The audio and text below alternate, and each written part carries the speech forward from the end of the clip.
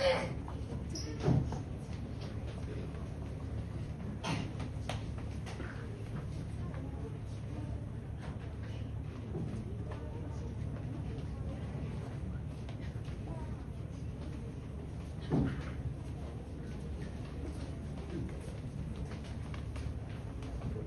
Messiah, the Savior of the world, had been born in the remote village of Bethlehem, with no one other than Mary and Joseph to witness this miraculous event.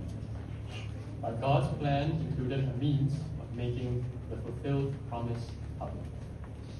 There were shepherds keeping watch over their flocks out in the fields nearby that night.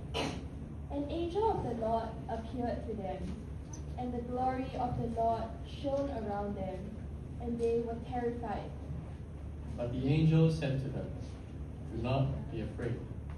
I bring you good news of great joy that will be for all people. Today, in the town of David, a Savior has been born to you. He is Christ the Lord. This will be a sign to you. You will find a baby wrapped in cloths and lying in a manger."